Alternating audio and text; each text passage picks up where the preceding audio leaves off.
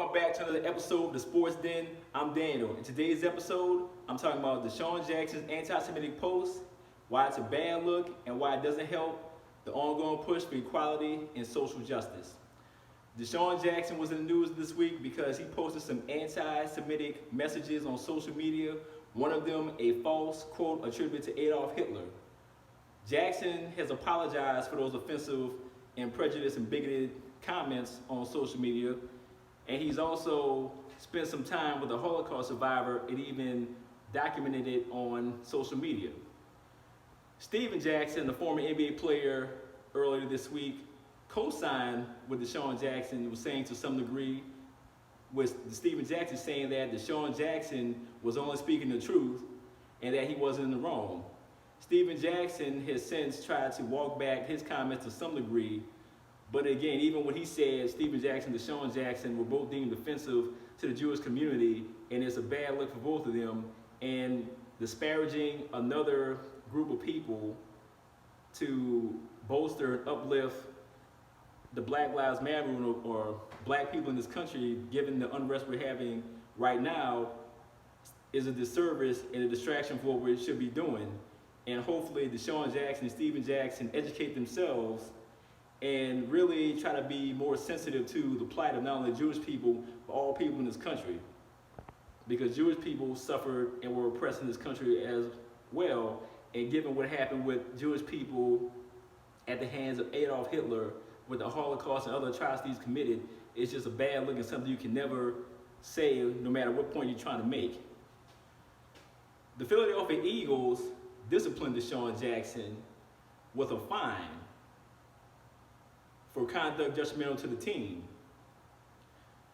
Now, what got me thinking about this discipline by the Philadelphia Eagles is they took this action against DeSean Jackson, but 7 years ago, when another Philadelphia Eagles wide receiver at the time, Riley Cooper, made racist remarks on a video during a country western concert, where he said on video to several security guards that he would fight every N-word out here. The Philadelphia Eagles took no disciplinary action against Riley Cooper. In fact, the Philadelphia Eagles rewarded Cooper by essentially giving him a contract extension and sending Riley Cooper home for the weekend. So Riley Cooper can sit up here and say something flat out racist and get a contract extension and a 3-day weekend. But DeSean Jackson, who again, I'm not excusing what he said, his bigoted remarks at all, his anti-Semitic remarks were offensive and harmful. I'm just looking at the hypocrisy of you disciplined DeSean Jackson for what he said on social media, but yet Riley Cooper does something equally offensive, but yet the Eagles give him a contract extension and 3 days off for the weekend.